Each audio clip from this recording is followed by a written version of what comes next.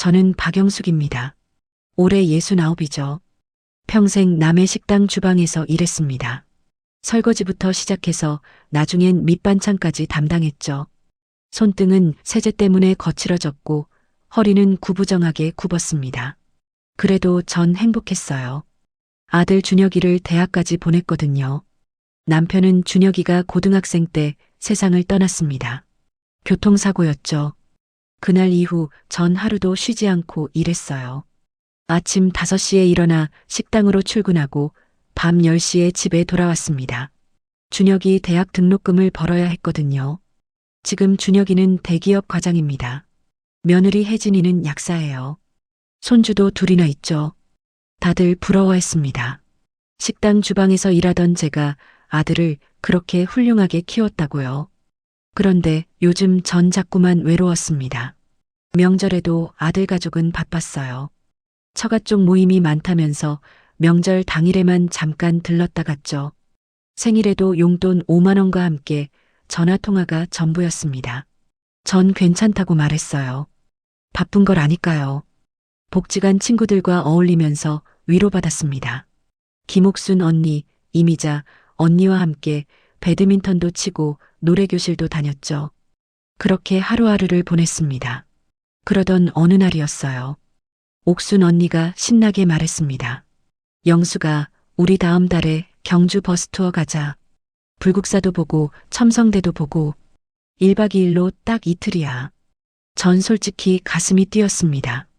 평생 일만 하다가 친구들과 여행을 간다는 게 꿈만 같았거든요. 얼마나 들어? 20만 원이면 돼. 숙박비, 식사비 다 포함이야. 관광버스 타고 편하게 다니는 거야. 20만 원. 제게는 큰 돈이었습니다. 한 달 용돈이 30만 원인데 그중 20만 원이면 거의 전부였죠. 그래도 가고 싶었어요. 친구들이랑 웃으면서 사진도 찍고 맛있는 것도 먹고 싶었습니다. 미자 언니도 거들었어요. 영숙이 너 평생 일만 했잖아. 이제 좀 놀아야지. 우리 나이가 몇인데. 맞는 말이었습니다. 69이면 언제 어떻게 될지 모르는 나이죠. 전 용기를 냈어요. 집에 와서 준혁이한테 전화했습니다. 준혁아. 네, 엄마. 무슨 일이세요? 목소리가 피곤해 보였어요. 회사 일로 힘든 모양이었죠. 엄마가 말이야. 다음 달에 친구들이랑 경주 여행 가려고 하는데. 경주요? 응. 버스 타고 1박 2일로. 그게 20만 원 정도 든다는데. 잠시 침묵이 흘렀습니다. 준혁이가 한숨을 쉬는 소리가 들렸어요. 엄마, 요즘 경기가 안 좋아서요. 회사도 구조조정 얘기 나오고. 전 가슴이 철렁 내려앉았습니다. 애들 학원비도 빠듯하고요. 혜진이 약국도 요즘 손님이 줄어서 매출이 안 나온대요. 그렇구나. 엄마, 죄송해요. 조금만 참아주세요. 나중에 형편 나아지면 그때 보내드릴게요. 전 얼른 말했습니다. 아니야, 괜찮아. 엄마가 무슨 여행을. 친구들한테 못 간다고 할게. 엄마, 미안해요. 요즘 진짜 힘들어서. 전화를 끊고 한참을 멍하니 앉아 있었습니다. 20만 원. 제가 하루 벌던 돈의 일주일치였어요. 지금도 식당에서 주말마다 아르바이트를 하는데 하루에 5만 원을 받습니다. 그러니까 나흘이면 버는 돈이죠. 그런데 그게 사치라니. 전 억지로 웃으면서 친구들한테 문자를 보냈어요. 미안해. 나는 다음에 갈게. 몸이 좀 안 좋아서. 옥순 언니한테서 바로 전화가 왔습니다. 영수가 무슨 일이야? 어디 아파? 아니야. 그냥 좀 피곤해서. 너희끼리 재밌게 다녀와. 언니, 돈 때문이야? 내가 빌려줄까? 전 화들짝 놀랐습니다. 아니야. 진짜 몸이 안 좋아서 그래. 걱정 마. 거짓말이었죠. 전 건강했습니다. 그냥 아들한테 거절당한 게 창피하고 서러웠을 뿐이에요. 그날 밤 잠이 안 왔습니다. 천장만 멍하니 바라보다가 화장실에 갔어요. 세면대 거울에 비친 제 얼굴을 봤습니다. 주름투성이 얼굴, 힘없이 처진 눈꺼풀, 거친 손. 이게 70평생을 산 제 모습이었어요. 아들 하나 잘 키우겠다고 악착같이 살았는데 20만 원짜리 여행 한 번 못 가는 신세가 됐습니다. 일주일이 지났어요. 복지관에서 배드민턴을 치고 있는데 혜진이한테서 전화가 왔습니다. 어머님, 목소리가 들떠 있었어요. 네, 혜진아. 저희 엄마가요. 다음 주에 일본 여행 가시거든요. 전 라켓을 쥔 손에 힘이 풀렸습니다. 일본이요? 네. 준혁이가 200만 원 드렸어요. 효자죠, 우리 남편? 200만 원. 귓전이 윙 울렸어요. 오사카 온천 료칸도 예약하고요. 우리 엄마가 완전 좋아하세요. 딸 복이 터졌다고 그러시더라고요. 혜진이는 신이 나서 계속 말했습니다. 어머님도 나중에 모시고 갈게요. 일본 말고 다른 데로요. 나중에. 준혁이가 했던 말과 똑같았습니다. 그래, 잘 됐네. 전 겨우 대답하고 전화를 끊었어요. 옆에서 듣고 있던 옥순 언니가 어이없다는 표정으로 말했습니다. 영수가 지금 뭐라고 했어? 며느리 엄마 일본 여행에 200만 원을 줬다고? 전 고개를 끄덕였습니다. 너는 20만 원 경주 여행도 못 가는데? 미자 언니도 화가 난 목소리로 말했어요. 그게 말이 돼? 언니가 키운 아들인데 왜 언니는 경주도 못 가? 전 아무 말도 못했습니다. 그저 눈물만 나왔죠. 그날 집에 돌아와서 방 구석을 봤어요. 거기 낡은 금고가 하나 있었습니다. 남편이 돌아가시기 전에 제 손을 꼭 잡고 말씀하셨죠. 여보, 이 금고 안에 통장이랑 땅 문서가 있어. 이건 당신 노후 자금이야. 아들한테 절대 말하지 마. 당신이 힘들 때 쓰라고 남기는 거야. 그때 전 고개를 저었어요. 무슨 소리를 그렇게 해? 당신 건강해질 거야. 하지만 남편은 일주일 뒤 세상을 떠났습니다. 전 그 금고를 25년 동안 열지 않았어요. 아들 키우는데 정신이 없었고 제 노후 따위는 생각할 겨를이 없었거든요. 그런데 지금 전 천천히 금고를 열었습니다. 안에는 예금 통장 4개와 낡은 땅 문서가 있었어요. 40년간 조금씩 모은 돈이었죠. 식당에서 받은 월급 중에서 10,000원씩, 20,000원씩 숨겨뒀던 돈들. 그리고 남편이 젊었을 때 고향에서 물려받은 땅 문서. 전 떨리는 손으로 통장들을 펼쳤습니다. 총 합계가 얼마인지는 정확히 몰랐어요. 그냥 만약을 위해 모아둔 돈이었으니까요. 20만 원 경주 여행도 사치라던 아들. 200만 원 일본 여행은 선뜻 내준 아들. 전 금고 앞에서 한참을 앉아 있었습니다. 그리고 결심했어요. 다음 날 아침, 전 부동산 중개사무소를 찾아갔습니다. 25년 만에 처음으로 제 인생을 위해 움직이는 순간이었죠. 부동산 중개사무소 문을 열고 들어서는데 가슴이 두근거렸습니다. 젊은 남자 중개인이 반갑게 맞아줬어요. 어서 오세요. 어떤 물건을 찾으세요?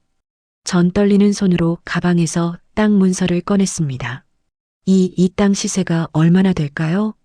중개인이 문서를 받아들었어요. 눈을 크게 뜨더니 컴퓨터를 두드리기 시작했습니다. 한참을 들여다보더니 고개를 들었죠. 어머님, 이 땅이 어디 건가요? 충주요. 남편이 고향에서 물려받은 땅인데 언제 취득하신 거예요? 한 30년 전쯤? 중개인의 표정이 밝아졌습니다. 어머님, 이거 대박이에요. 전 무슨 말인지 몰라 그냥 멍하니 있었어요. 이 땅이 작년에 개발지역으로 묶였어요. 도로가 나고 아파트 단지가 들어선대요. 그게 무슨... 지금 시세가 3억입니다. 3억? 귀를 의심했어요. 3억이요? 네. 매수 희망자도 여럿 있어요. 한 달 안에 계약 가능합니다. 전 의자에 주저앉았습니다. 30년 전 남편이 물려받았을 때는 고작 1,000만 원짜리 땅이었어요. 시골 논밭이었으니까요. 그런데 지금 3억이라니. 어머님 괜찮으세요? 중개인이 물 한 컵을 건넸습니다. 전 벌컥벌컥 물을 들이켰어요.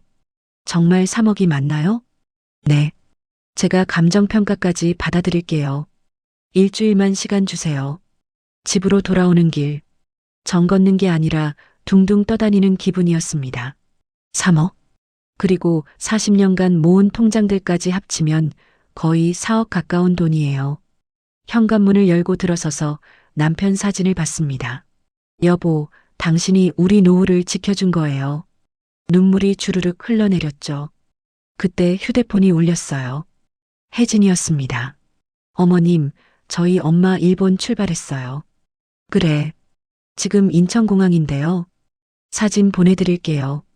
잠시 후 카톡으로 사진이 날아왔습니다. 장모님이 면세점 명품 매장 앞에서 활짝 웃고 계셨어요. 손에는 쇼핑백이 가득했죠. 준혁이가 쇼핑 비용도 따로 주셨거든요. 우리 엄마 완전 좋아하세요. 전 핸드폰을 꽉 쥐었습니다. 그래, 잘 됐네. 다음엔 어머님도 꼭 모시고 갈게요. 약속해요. 약속? 믿을 수 없는 말이었죠. 사흘이 지났습니다. 복지관에서 옥순 언니 임미자 언니와 함께 점심을 먹고 있었어요. 혜진이한테서 또 전화가 왔습니다. 어머님, 제 인스타 보셨어요? 인스타가 뭔데? 아, 소셜미디어요. 제가 사진 많이 올렸거든요. 혜진이는 신이 나서 말을 이었어요. 우리 엄마 오사카 온천 료칸에서 완전 행복해 하세요. 노천탕에서 찍은 사진 진짜 예쁘게 나왔어요. 그래. 저녁은 미슐랭 레스토랑 예약했대요. 준혁이가 다 알아봐 줬거든요. 우리 남편 진짜 효자 아니에요? 효자. 그 단어가 가슴에 박혔습니다. 교토도 가고 나라도 가고요. 우리 엄마가 딸 복 터졌다고 친구들한테 자랑하신대요. 전 아무 말도 못하고 전화를 끊었어요. 옥순 언니가 물었습니다. 또 며느리야? 응. 뭐래? 장모님 일본 여행 잘 다니신대. 미자 언니가 숟가락을 탁 내려놨어요. 진짜 어이가 없네. 영숙이 너 20만 원도 못 받았는데. 전 고개를 떨궜습니다. 우리 같이 인스타 한번 볼까? 옥순 언니가 스마트폰을 꺼냈어요. 혜진이 인스타그램 계정을 찾았습니다. 화면 가득 일본 여행 사진이었어요. 장모님이 기모노를 입고 웃고 계셨죠. 고급 레스토랑에서 찍은 음식 사진들, 명품 쇼핑백을 든 사진들, 그리고 글귀. 사위가 효자예요. 딸 복이 터졌어요. 일본 여행 너무 행복해요. 댓글도 수십 개 달려 있었습니다. 부러워요. 저도 딸 낳을 걸 그랬나 봐요. 사위 복대박이시네요. 전 핸드폰 화면을 보다가 눈을 감았습니다. 그날 저녁, 집에 혼자 앉아 컵라면을 먹고 있었어요. 준혁이한테서 전화가 왔습니다. 엄마, 식사하셨어요? 응, 먹었어. 뭐 드셨는데요? 거짓말이 나왔습니다. 김치찌개 끓여 먹었어. 사실은 컵라면이었지만 걱정시키고 싶지 않았거든요. 엄마 건강하시죠? 그럼 엄마 건강해. 장모님 일본 잘 다녀오셨대요. 혜진이가 엄마한테도 사진 보냈나 봐요? 전 대답하지 않았습니다. 엄마도 나중에 꼭 보내드릴게요. 조금만 기다려주세요. 나중에, 또 나중이었습니다. 그래. 전화를 끊고 창밖을 봤어요. 달이 밝았습니다. 남편이 세상을 떠나던 날도 이렇게 달이 밝았죠. 여보, 내가 뭘 잘못한 걸까요? 중얼거렸습니다. 다음 날 아침, 부동산 중개인한테서 전화가 왔어요. 어머님 매수자 나왔어요. 3억의 현금 거래 원하신대요. 정말요? 네. 다음 주에 계약하시겠어요? 전 잠시 망설였습니다. 25년간 손도 안 댄 땅이었어요. 남편의 마지막 선물이었죠. 하지만 이제는 팔아야 할 때라는 생각이 들었습니다. 네, 계약할게요. 잘 결정하셨어요.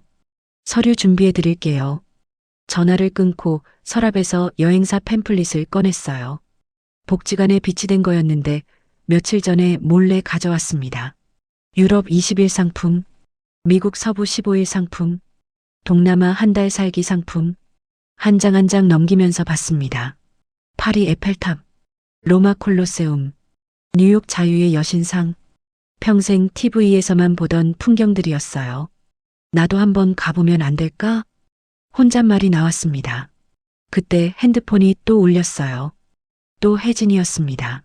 어머님, 저희 엄마 귀국하셨어요. 선물 잔뜩 사오셨대요. 그래. 준혁이가 쇼핑 예산 넉넉하게 줘서 명품도 사셨어요. 우리 엄마가 진짜 좋아하세요. 전 조용히 물었습니다. 혜진아, 나중에 엄마 여행 보내준다고 했지? 네, 당연하죠. 꼭 모시고 갈게요. 언제? 순간 침묵이 흘렀어요. 그게 지금은 애들 학원비랑 대출금 때문에 여유가 없어서요. 내년쯤? 내년. 또다시 나중이었습니다. 그래, 알았어.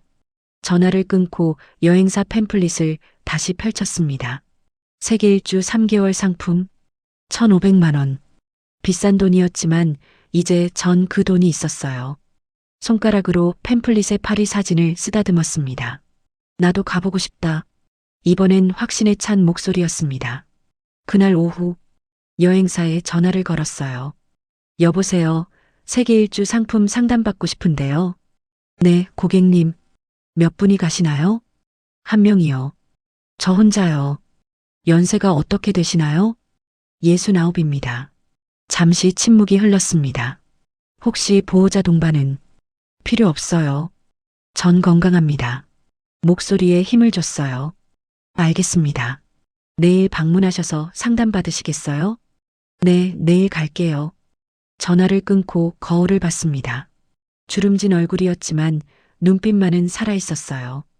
20만 원 경주 여행도 사치라던 아들. 이제 전 3개월 세계 일주를 갈 겁니다. 제 돈으로요. 다음 날 아침 일찍 여행사로 향했습니다. 버스를 타고 가는 내내 가슴이 떨렸어요. 69평생 살면서 여행사는 처음 가보는 거였습니다. 유리문을 밀고 들어서니 깔끔한 사무실이 나왔어요. 젊은 여직원이 밝게 웃으며 맞아줬습니다. 어머님, 어서 오세요. 어제 전화하신 분이시죠? 네, 맞아요. 상담 테이블에 앉았습니다. 직원이 팸플릿 여러 개를 펼쳐놨어요. 세계 일주 상품은 크게 두 가지예요. 20일 코스랑 3개월 코스가 있거든요. 전 망설임 없이 말했습니다. 3개월 코스로 보여주세요. 네. 직원이 두꺼운 안내책자를 꺼냈어요. 파리, 런던, 로마, 바르셀로나를 거쳐서 미국 동부와 서부를 돌고요. 마지막에 호주까지 가는 코스예요. 사진들을 보는데 눈이 휘둥그레졌습니다. 에펠탑, 빅벤, 콜로세움, 자유의 여신상. 평생 TV에서만 보던 것들이었죠. 숙소는 전부 4성급 호텔이고요. 식사도 현지식으로 제공됩니다. 얼마예요? 1,500만 원입니다. 큰 돈이었습니다. 하지만 전 이제 3억을 받을 사람이에요. 좋아요. 이걸로 할게요. 직원이 놀란 표정을 지었습니다. 어머님, 고민 안 하셔도 돼요? 안 해도 됩니다. 제 목소리는 단호했어요. 그럼 출발일은 언제로 하시겠어요? 딱 매가 끝나는 대로 바로 갈게요. 한 달 후쯤? 네, 알겠습니다. 계약금으로 200만 원을 냈습니다. 40년간 모은 통장에서 찾은 돈이었죠. 여행사를 나오는데 발걸음이 가벼웠어요. 복지관으로 갔습니다.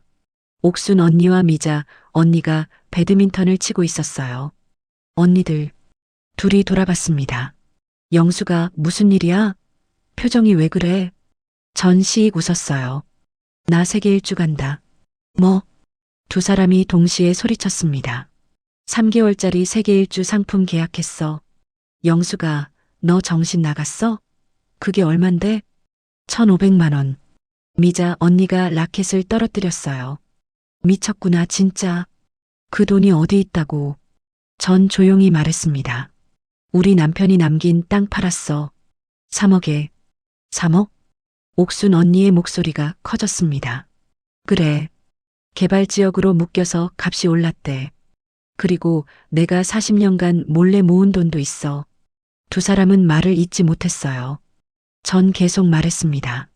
20만 원 경주 여행도 사치라던 아들이 있잖아. 이제 엄마는 1,500만 원짜리 세계 일주 간다고 말할 거야. 옥순 언니가 눈물을 글썽였습니다. 영수가 잘했어. 진짜 잘했어. 미자 언니도 고개를 끄덕였어요. 그래, 너 평생 고생만 했잖아. 이제 좀 살아야지. 일주일이 지났습니다. 부동산에서 연락이 왔어요. 어머님, 계약 완료됐습니다.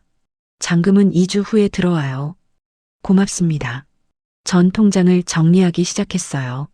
40년간 모은 적금과 예금을 다 합쳤습니다. 총 8천만 원이었어요. 3억과 합치면 3억 8천만 원. 평생 한 번도 상상해 본 적 없는 큰 돈이었습니다. 그날 저녁, 준혁이한테서 전화가 왔어요. 엄마, 이번 주말에 갈게요. 갑자기 왜? 그냥 얼굴 좀 보고 싶어서요. 이상했습니다. 준혁이가 먼저 보자고 한 건 1년 만이었거든요. 주말이 됐어요. 준혁이와 혜진이가 손주들을 데리고 왔습니다. 할머니, 손주들이 달려들었어요. 전 아이들을 꼭 안았습니다. 우리 이쁜이들. 할머니가 얼마나 보고 싶었는지 아니? 거실에 다 같이 앉았어요. 준혁이가 입을 열었습니다. 엄마, 저희가 이번에 전세 계약이 만료돼서요. 그래. 집주인이 집을 팔겠대요. 그래서 이사를 가야 하는데. 혜진이가 거들었어요. 요즘 전세금이 너무 올라서요. 지금보다 5천만 원은 더 필요해요. 전 가만히 듣고 있었습니다. 어머님, 혹시 여유 있으시면 좀 도와주실 수 있으세요? 준혁이가 조심스럽게 물었어요. 엄마한테 평생 손 한 번 안 벌렸는데 이번만 부탁해요. 꼭 갚을게요. 5천만 원. 20만 원 경주 여행은 사치였는데 5천만 원은 빌려달라고 하는 겁니다. 전 천천히 말했습니다. 엄마한테 돈 있는 줄 어떻게 알았어? 준혁이가 당황한 표정을 지었어요. 아, 그게 그냥 혹시나 해서요. 거짓말이었습니다. 누가 말했을까요? 아마 복지관 누군가가 준혁이한테 연락했겠죠. 엄마 있어요? 전 고개를 끄덕였습니다. 있어. 준혁이의 얼굴이 환해졌어요. 정말요? 엄마 고마워요. 그런데 말이야. 전 찬찬히 말을 이었습니다. 그 돈은 내 아빠가 엄마 노후 자금으로 남긴 거야. 엄마 노후 자금? 응. 아빠가 돌아가시기 전에 그랬어. 이건 엄마가 힘들 때 쓰라고 남기는 거라고. 혜진이가 끼어들었어요. 어머님, 저희가 어머님 모실게요. 나중에 저희 집에서 같이 사시면 되잖아요. 나중에. 또 나중이었습니다. 전 고개를 저었어요. 아니야. 이건 엄마 돈이야. 엄마가 쓸 거야. 준혁이의 표정이 굳었습니다. 엄마, 그럼 저희는 어떡해요? 너희가 알아서 해야지. 엄마도 이제 엄마 인생 살 거야. 엄마가 무슨 돈을 그렇게 많이 써요? 준혁이의 목소리가 높아졌어요. 전 차분하게 대답했습니다. 세계 일주 갈 거야. 3개월짜리. 세계 일주? 혜진이가 어이없다는 표정을 지었습니다. 어머님 나이가 몇인데 혼자 해외를요? 69이 뭐 어때서? 엄마 건강해. 준혁이가 화를 냈어요. 엄마, 정신 차리세요. 그 돈이면 저희 전세 문제도 해결되고 애들 교육비도 보탤 수 있어요. 전 준혁이를 똑바로 쳐다봤습니다. 준혁아, 엄마가 20만 원 경주 여행 가고 싶다고 했을 때 뭐라고 했어? 그건 사치라고 했잖아. 요즘 경기 안 좋다고. 준혁이가 입을 다물었어요. 그런데 장모님 일본 여행에는 200만 원 줬지? 혜진이가 얼굴이 빨개졌습니다. 그건 제 엄마니까요. 그래, 내 엄만 엄마고 나는 엄마가 아니구나. 전 일어섰습니다. 이제 그만 가봐라. 엄마는 여행 준비 바빠. 준혁이가 벌떡 일어났어요. 엄마, 진짜 이러실 거예요? 그래, 진짜야. 그날 이후로 준혁이한테서 연락이 끊겼습니다. 하지만 전 전혀 흔들리지 않았어요. 오히려 속이 시원했습니다. 이틀 후 부동산에서 잔금이 들어왔다고 연락이 왔어요. 통장에 3억이 찍혔습니다. 전 은행 창구에 앉아서 한참을 통장을 바라봤습니다. 평생 처음 보는 숫자였어요. 고객님, 괜찮으세요? 은행원이 물었습니다. 전 고개를 들고 웃었어요. 네, 괜찮아요. 아주 괜찮습니다. 집으로 돌아와서 남편 사진 앞에 앉았어요. 여보, 고마워요. 당신 덕분에 엄마도 이제 살 수 있을 것 같아요. 눈물이 주르륵 흘러내렸습니다. 하지만 슬픈 눈물이 아니었어요. 고마운 눈물이었죠. 그날 밤 여행 가방을 꺼냈습니다. 먼지가 수북이 쌓인 가방이었어요. 결혼할 때 산 건데 한 번도 쓴 적이 없었습니다. 깨끗이 닦고 옷들을 넣기 시작했어요. 69의 새 출발이었습니다. 여행 출발까지 3주가 남았습니다. 복지관에서 친구들과 커피를 마시고 있었어요. 옥순 언니가 물었습니다. 영수가 준혁이는 뭐래? 연락 안 와. 진짜 속 좁은 놈이네. 미자 언니가 혀를 찼어요. 전 괜찮았습니다. 오히려 마음이 편했죠. 그때 핸드폰이 울렸어요. 준혁이었습니다. 한 달 만에 연락이었죠. 엄마. 응. 지금 통화 괜찮아? 그래. 준혁이는 잠시 뜸을 들이더니 말했습니다. 엄마, 저번엔 제가 좀 심했어요. 미안해요. 사과였습니다. 전 아무 말 없이 듣고 있었어요. 그런데 말이야. 장모님 댁 아파트가 너무 낡았거든. 가슴이 철렁했습니다. 리모델링을 해드리려고 하는데 얼마나 드는데? 3천만 원 정도 들 것 같아. 3천만 원. 전 씁쓸하게 웃었습니다. 엄마는 괜찮지? 뭐가? 엄마가 돈을 못 빌려주셨으니까 저희가 알아서 해야 하잖아요. 그래서 대출 받으려고요. 전 고개를 끄덕였어요. 그래, 알아서 해라. 네. 그럼 끊을게요. 전화가 끊겼습니다. 전 핸드폰을 내려놓고 한숨을 쉬었어요. 옥순 언니가 물었습니다. 무슨 전화였어? 장모님 댁 리모델링 한대. 3천만 원 드린대. 뭐? 너한테는 5천만 원 빌려달라고 하더니 미자 언니가 분개했습니다. 전 집으로 돌아왔습니다. 현관문을 열고 들어서서 주위를 둘러봤어요. 싱크대 수도꼭지는 10년째 고장난 채였습니다. 물이 새서 아래 받침대가 썩어가고 있었죠. 화장실 타일은 군데군데 금이 가 있었어요. 겨울이면 찬바람이 쌩쌩 들어왔습니다. 방문 손잡이도 헐거워서 잘 잠기지 않았어요. 한 번도 고쳐달라고 말한 적이 없었습니다. 아들한테 부담 주기 싫어서였죠. 그런데 장모님 댁은 3천만 원을 들여서 리모델링을 한다는 겁니다. 전 주방 싱크대 앞에 섰어요. 물을 틀었습니다. 수도꼭지에서 물이 비뚤어지게 나왔죠. 받침대로 물이 새서 바닥이 젖었습니다. 10년 전에 준혁이한테 말한 적이 있어요. 준혁아, 싱크대 수도꼭지 좀 고쳐줄 수 있어? 엄마, 지금 회사 일 바빠서. 나중에 할게요. 나중은 오지 않았습니다. 전 수건으로 바닥을 닦았어요. 그리고 여행 가방을 다시 꺼냈습니다. 더 이상 아무것도 기대하지 않기로 했죠. 이틀이 지났습니다. 혜진이한테서 전화가 왔어요. 어머님, 저희 엄마 집 리모델링 시작했어요. 그래. 업체에서 사진 보내준 거 있는데 보여드릴까요? 됐어. 우리 엄마가 완전 좋아하세요. 준혁이한테 고맙다고 계속 그러시네요. 혜진이의 목소리는 신이 나 있었습니다. 어머님도 나중에 집 고치실 거 있으면 말씀하세요. 나중에. 전 이제 그 말이 무슨 뜻인지 너무 잘 알았어요. 아니야, 괜찮아. 그래도요. 어머님 집도 오래됐잖아요. 전 냉정하게 말했습니다. 신경 쓰지 마. 엄마는 곧 여행 가니까. 아, 그 세계 일주요? 진짜 가시는 거예요? 그럼 진짜야. 혜진이가 잠시 뜸을 들였어요.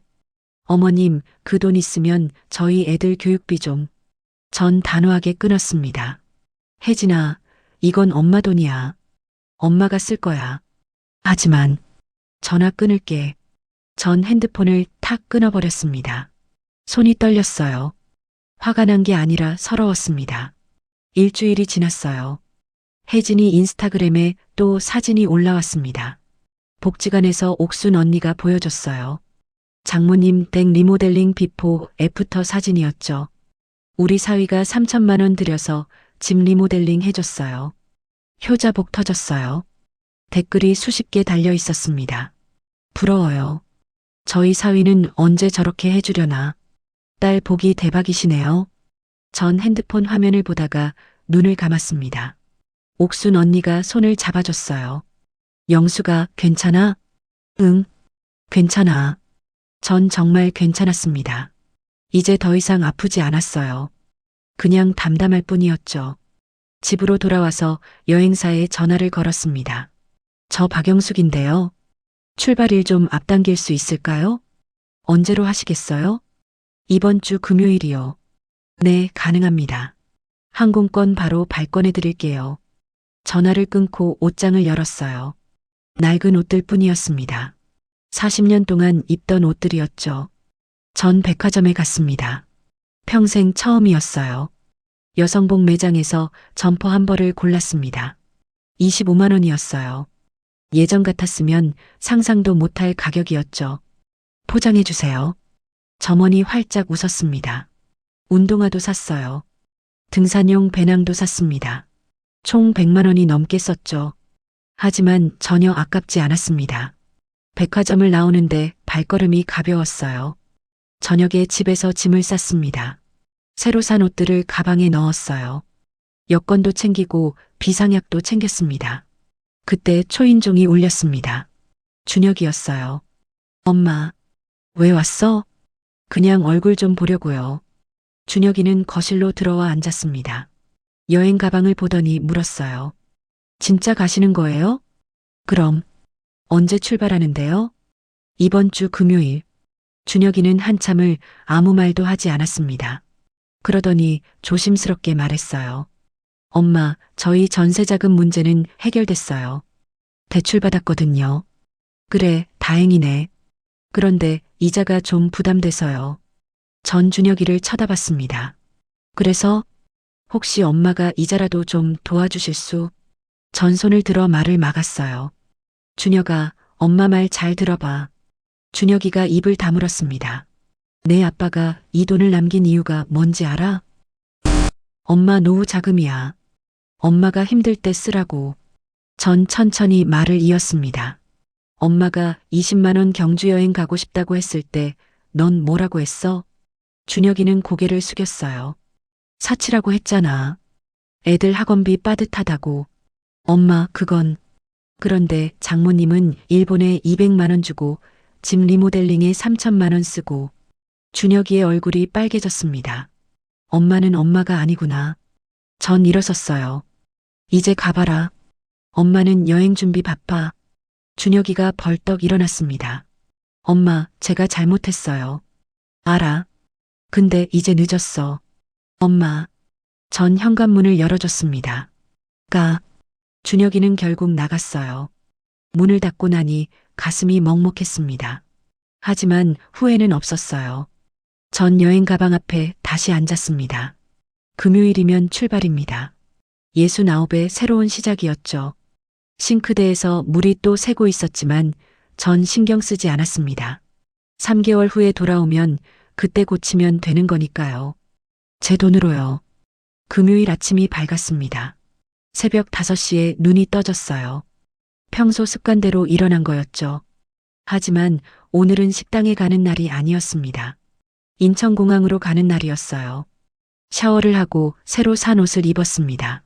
거울을 보니 낯선 사람이 서 있었어요. 69 할머니가 아니라 여행자 같았습니다. 현관문을 나서는데 가슴이 두근거렸어요. 택시를 불렀습니다. 인천공항 가주세요. 네, 알겠습니다. 택시가 출발했어요. 창밖으로 익숙한 동네 풍경이 지나갔습니다. 40년을 산 동네였죠. 복지관도 보이고 식당도 보였어요. 전 조용히 손을 흔들었습니다. 잠시 다녀올게요. 1시간 반을 달려 공항에 도착했습니다. 너무 넓고 화려해서 어디로 가야 할지 몰랐어요. 여행사 직원이 마중 나와 있었습니다. 박영숙 고객님이시죠? 네, 맞아요. 제가 체크인까지 도와드릴게요. 직원을 따라 카운터로 갔습니다. 여권을 내밀고 항공권을 받았어요. 좋은 여행 되세요. 직원이 웃으며 말했습니다. 출국장으로 들어갔어요. 사람들이 바쁘게 오가고 있었습니다. 젊은 커플들, 가족 단위 여행객들. 그 중에서 전 혼자였죠. 69의 할머니가 혼자 세계 일주를 떠나는 겁니다. 게이트 앞에 앉아서 핸드폰을 켰어요. 준혁이한테서 문자가 와 있었습니다. 엄마, 잘 다녀오세요. 조심하세요. 짧은 문장이었지만 마음이 찡했습니다. 전 답장을 보냈어요. 응. 엄마 잘 다녀올게. 옥순 언니한테서도 문자가 왔습니다. 영수가 사진 많이 찍어. 부러워 죽겠다. 전 웃으면서 답장했습니다. 많이 찍어서 보여줄게. 탑승 안내 방송이 나왔어요. 비행기에 올랐습니다. 좌석을 찾아 앉았죠. 창가 자리였어요. 스튜어디스가 미소 지으며 말했습니다. 편안한 여행 되세요. 감사합니다. 비행기가 움직이기 시작했습니다. 활주로를 달리더니 하늘로 떠올랐어요. 전 창밖을 내다봤습니다. 서울이 점점 작아졌죠. 구름 위로 올라가니 햇살이 눈부셨습니다. 눈물이 주르륵 흘러내렸어요. 옆자리 승객이 걱정스럽게 물었습니다. 괜찮으세요? 네, 괜찮아요. 그냥 너무 기뻐서요. 정말이었습니다. 슬픈 눈물이 아니라 행복한 눈물이었어요. 12시간을 날아 파리에 도착했습니다. 샤를드골 공항은 상상했던 것보다 훨씬 컸어요.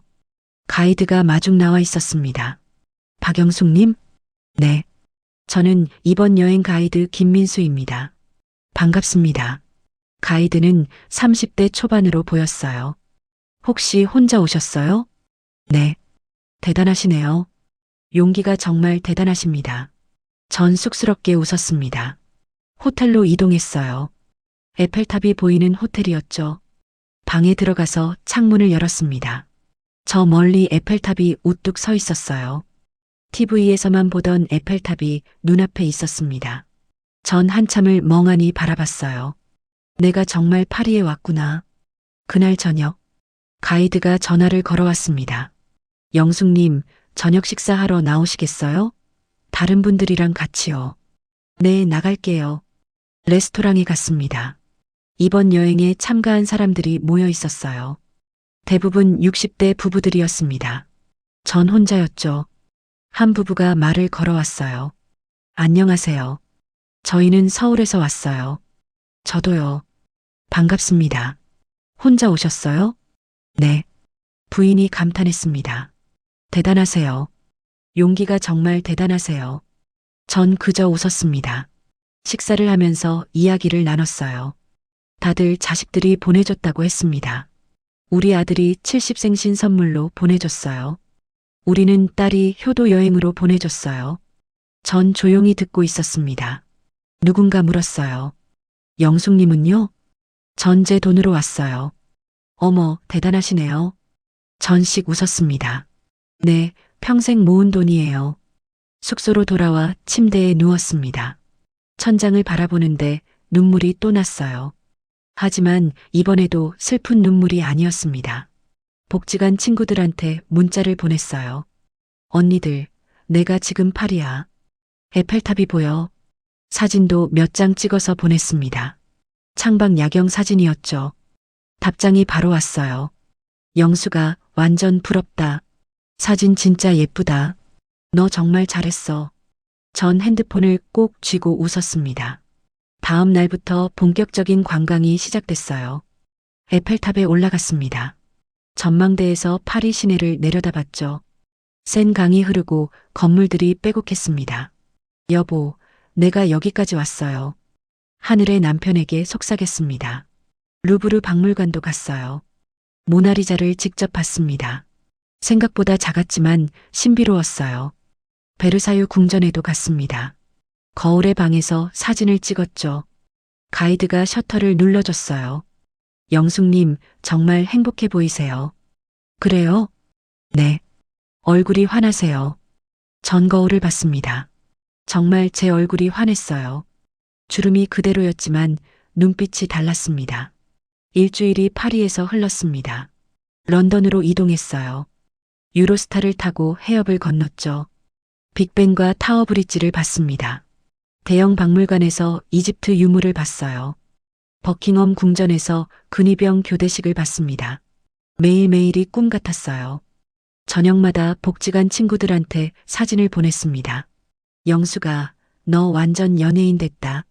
우리도 따라가고 싶다. 친구들의 응원이 큰 힘이 됐어요. 로마로 갔습니다. 콜로세움 앞에서 섰어요.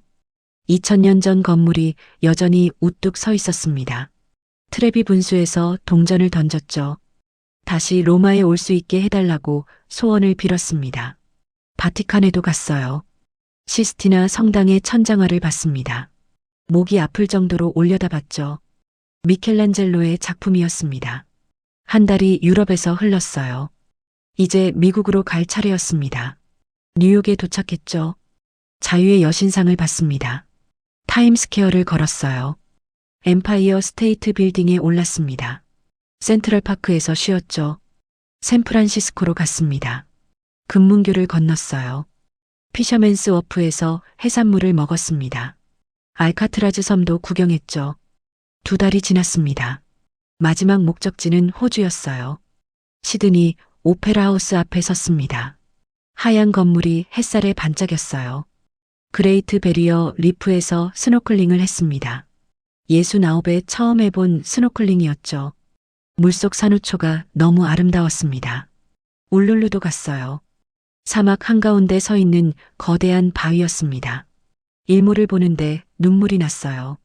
내가 정말 잘 살았구나. 중얼거렸습니다. 3개월이 다 지나갔습니다.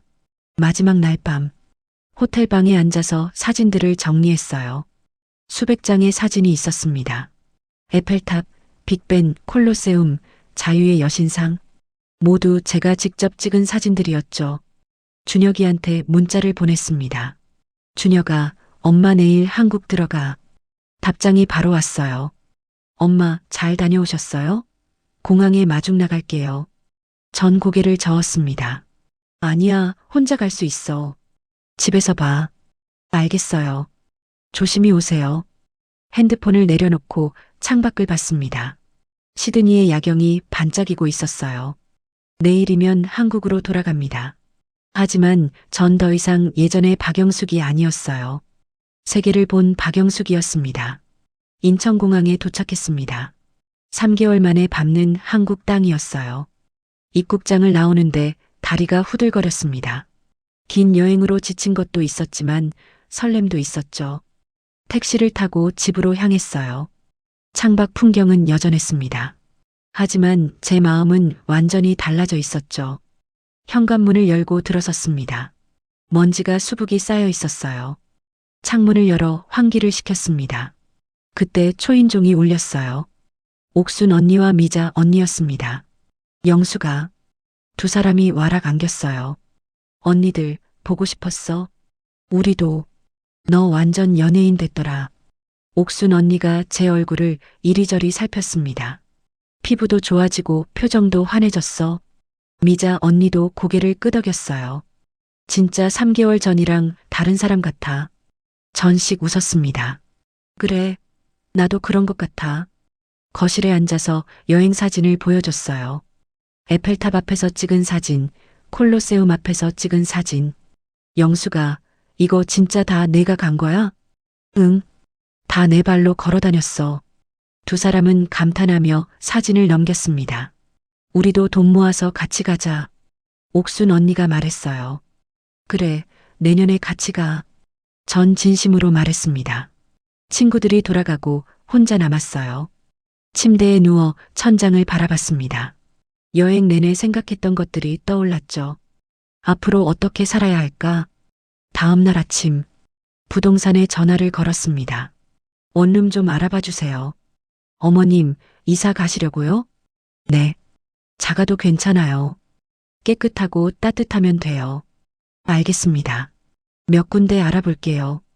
오후에 부동산 중개인이 연락을 줬어요. 어머님, 괜찮은 원룸 있어요. 보러 오실래요?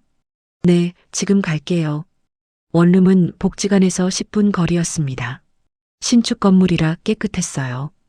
햇살도 잘 들었습니다. 월세가 얼마예요? 보증금 1,000만 원에 월세 50만 원입니다. 이걸로 할게요. 중개인이 놀란 표정을 지었어요. 다른 집은 안 보시고요? 아니요. 마음에 들어요. 그날로 계약했습니다. 일주일 후에 이사를 갔어요. 짐이 많지 않았습니다. 옷가지와 사진들, 그리고 남편 영정 사진. 그게 전부였죠. 새 집에 짐을 풀었습니다. 작지만 제 공간이었어요. 창문을 열면 햇살이 쏟아졌습니다. 수도꼭지도 새지 않았고 화장실도 따뜻했어요. 전 침대에 앉아서 주위를 둘러봤습니다. 여보, 이제 엄마도 제대로 살 것 같아요. 남편 사진에 대고 말했죠. 복지관에 다시 나가기 시작했습니다. 친구들이 반겨줬어요. 영수가 여행 이야기 더 들려줘. 점심을 먹으면서 여행 이야기를 했습니다. 파리에서 먹었던 크루아상, 로마에서 먹었던 젤라또. 친구들은 눈을 반짝이며 들었어요. 우리도 내년엔 꼭 가자. 그래, 같이 가자. 복지관 컴퓨터 교실에 등록했습니다. 젊은 강사가 인터넷 사용법을 가르쳐 줬어요. 전 열심히 따라했습니다. 인스타그램 계정도 만들었죠.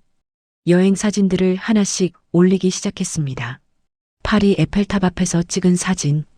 69에 처음 떠난 세계 일주. 인생은 지금부터입니다. 댓글이 달리기 시작했어요. 대단하세요.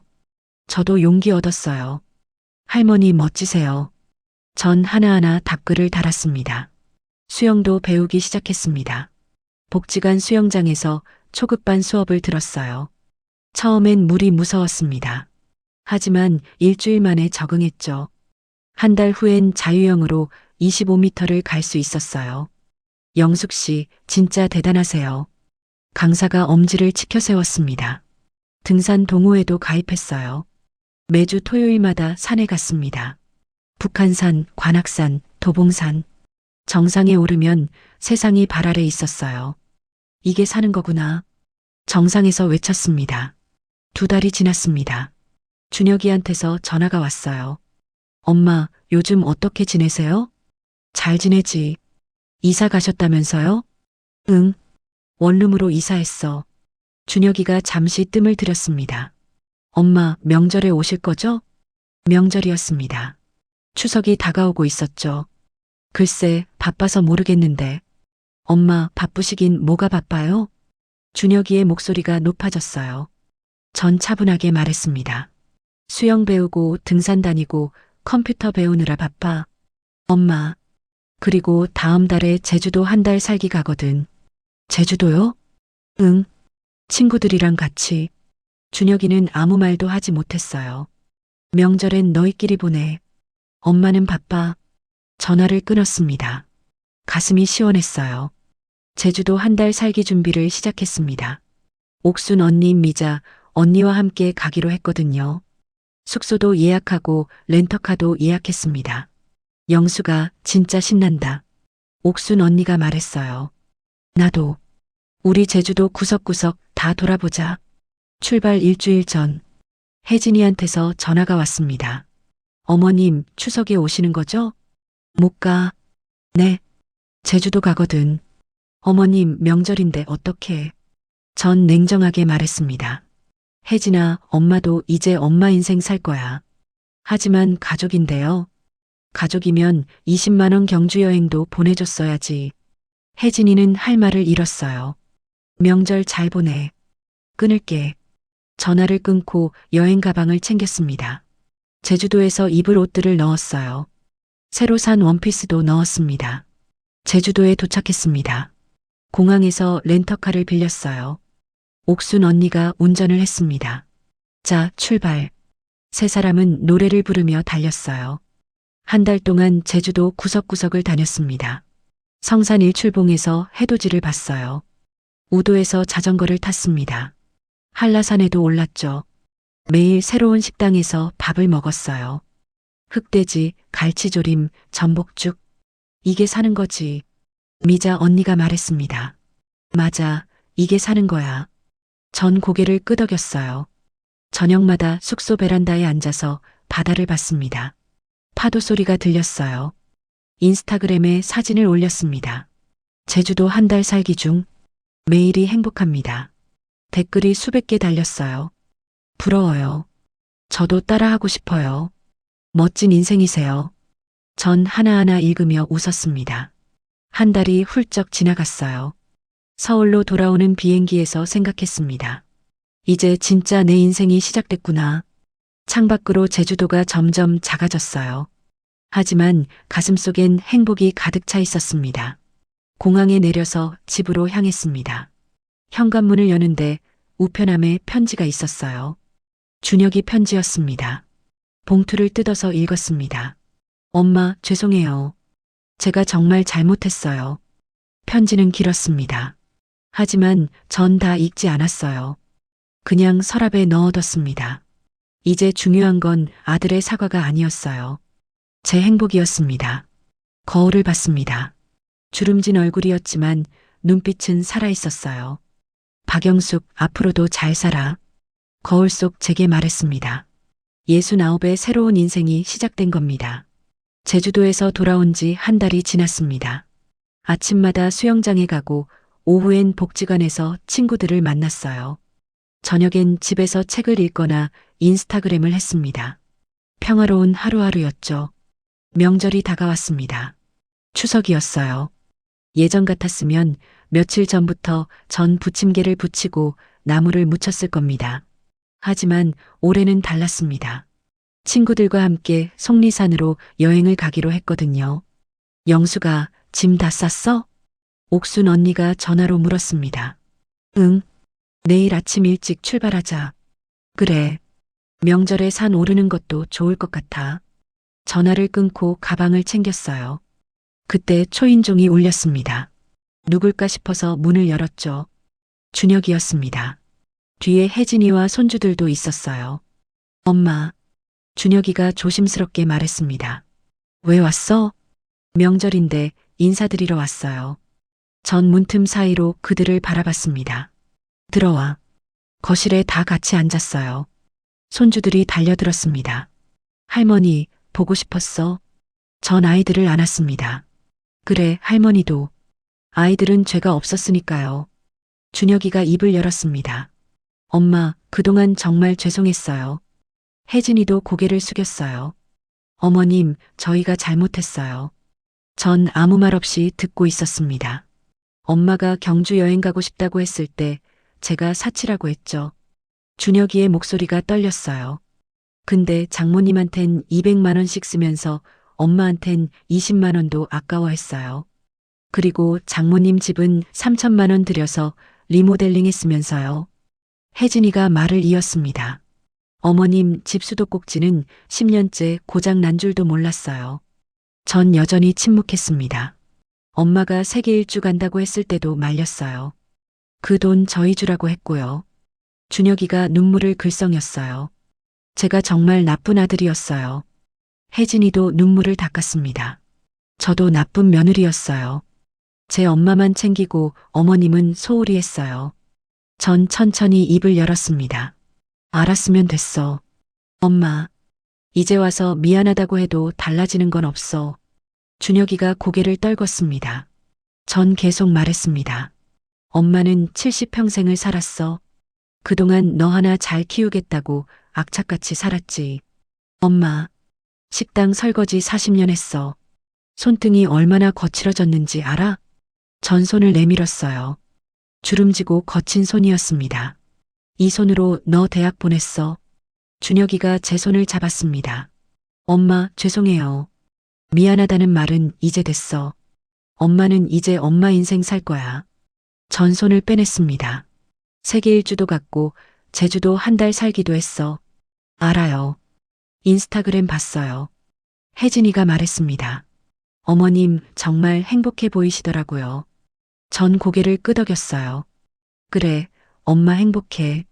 다음 달엔 베트남 한 달 살기 간대요? 준혁이가 물었습니다. 응. 친구들이랑. 혼자 다니시는 거 아니에요? 아니야. 복지관 친구들이랑 셋이서 다녀. 준혁이가 안도하는 표정을 지었어요. 다행이다. 혼자 다니시면 걱정됐는데. 전 준혁이를 똑바로 봤습니다. 준혁아, 엄마한테 걱정할 자격 있어? 준혁이가 입을 다물었습니다. 20만 원도 아까워하던 내가 엄마 걱정해? 엄마, 진짜 죄송해요. 전 한숨을 쉬었어요. 됐어. 이제 그만하자. 거실이 조용해졌습니다. 손주들만 장난감을 가지고 놀고 있었죠. 혜진이가 조심스럽게 물었습니다. 어머님, 명절 음식 같이 드실래요? 저희가 준비해 왔어요. 아니야, 괜찮아.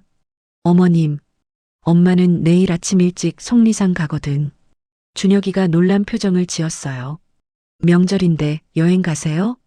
그래. 명절이라고 가족들만 만나야 하는 건 아니잖아. 전 일어섰습니다. 이제 가봐라. 엄마는 내일 일찍 출발해야 해. 준혁이와 혜진이도 일어섰어요. 아이들을 데리고 현관으로 나갔습니다. 문을 열어주는데 준혁이가 뒤돌아봤어요. 엄마, 베트남 다녀오시면 연락 주세요. 왜? 그냥 얼굴 좀 보고 싶어서요. 전 고개를 끄덕였습니다. 그래, 생각해 볼게. 문을 닫고 홀로 남았어요. 창밖을 바라봤습니다. 준혁이 가족이 차를 타고 떠나는 게 보였죠. 가슴 한편이 먹먹했습니다. 하지만 후회는 없었어요. 다음 날 아침, 옥순 언니와 미자 언니를 만났습니다. 고속버스 터미널에서였죠. 영수가 오늘 진짜 날씨 좋다. 그러게. 산 오르기 딱 좋은 날이야. 버스를 타고 속리산으로 향했어요. 창밖으로 단풍이 물든 산들이 보였습니다. 이야, 예쁘다.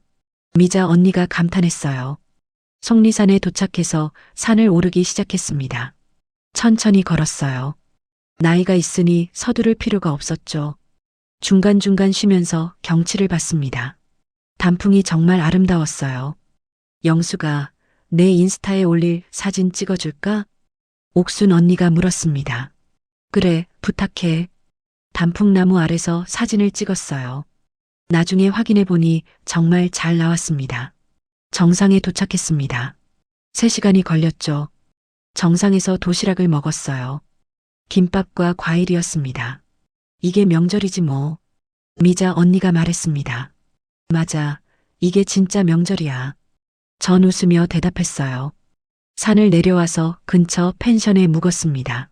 저녁엔 바비큐를 구워 먹었죠. 영수가 너 요즘 정말 행복해 보여. 옥순 언니가 말했습니다. 그래. 응. 표정이 완전 달라졌어. 미자 언니도 고개를 끄덕였어요. 맞아. 6개월 전만 해도 맨날 한숨 쉬더니 전 고개를 끄덕였습니다. 언니들 덕분이야. 응원해줘서 고마워. 무슨 소리야? 내가 용기 낸 거지. 그날 밤 펜션 방에서 인스타그램을 열었어요. 오늘 찍은 사진을 올렸습니다. 명절엔 산에 오르는 것도 좋습니다. 자유롭고 행복한 추석. 댓글이 바로 달리기 시작했어요. 멋지세요. 저도 내년엔 따라 해볼래요. 할머니 정말 대단하세요. 전 웃으며 댓글을 읽었습니다. 그 중에 하나가 눈에 띄었어요. 엄마, 행복하세요. 저도 반성하고 있어요. 사랑해요. 준혁이었습니다. 전 한참을 그 댓글을 바라봤어요. 답글을 달까 고민했습니다. 결국 짧게 답글을 달았죠. 고마워. 엄마도 사랑해. 너희도 행복해라. 핸드폰을 내려놓고 창밖을 봤습니다. 달이 밝았어요. 가슴이 따뜻했습니다. 서울로 돌아온 다음 날 문자가 왔습니다. 준혁이었어요. 엄마, 다음 주에 시간 되세요? 저녁 같이 드실래요? 전 잠시 고민했습니다. 그리고 답장을 보냈어요. 그래, 가자. 하지만 엄마가 사는 거야. 이번엔 내가 살게. 엄마, 제가 살게요. 아니야. 엄마가 산다. 알겠어요. 감사합니다. 일주일 후 저녁, 준혁이와 혜진이를 만났습니다. 손주들도 함께였죠. 제가 고른 식당이었어요. 한우를 먹었습니다. 할머니, 고기 맛있어. 손주가 말했습니다. 그래, 많이 먹어. 준혁이가 조심스럽게 물었어요. 엄마, 베트남은 언제 가세요? 다음 달. 조심히 다녀오세요. 그럴게. 식사를 마치고 계산을 했습니다. 20만 원이 나왔어요. 예전 같았으면 큰 돈이었지만 이제는 아니었습니다. 밖으로 나오는데 준혁이가 말했습니다. 엄마, 고마워요. 뭐가? 저를 이렇게 키워주셔서요. 전준혁이 어깨를 툭 쳤습니다. 이제라도 깨달았으면 됐어. 네. 앞으로 잘할게요. 혜진이도 말했어요. 어머님, 정말 죄송했어요. 앞으론 어머님도 잘 챙길게요. 전 고개를 저었습니다. 아니야. 엄마는 이제 엄마가 챙겨. 어머님, 너희는 너희 행복하게 살고 엄마는 엄마대로 행복하게 살 거야. 전 환하게 웃었습니다. 효도는 마음이야. 돈이 아니야. 그냥 가끔 전화해주고 안부 물어주면 돼. 준혁이가 고개를 끄덕였어요. 알겠어요, 엄마. 집으로 돌아오는 길, 버스 창밖으로 도시의 불빛이 보였습니다. 전 핸드폰을 꺼내서 남편 사진을 봤어요. 여보, 우리 이제 잘 살 수 있을 것 같아요. 중얼거렸습니다. 집에 도착해서 거울을 봤습니다. 주름진 얼굴이었지만 눈빛은 빛나고 있었어요. 박영숙, 정말 잘 살았어. 거울 속 제게 말했습니다. 69의 인생. 이제 시작입니다. 다음 달이면 베트남에 가고 그 다음엔 또 어디론가 떠날 겁니다. 친구들과 함께 웃으며 세상을 보며 살 거예요. 그게 진짜 사는 거니까요.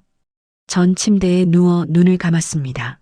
내일은 또 어떤 하루가 기다리고 있을까? 설레는 마음으로 잠이 들었습니다.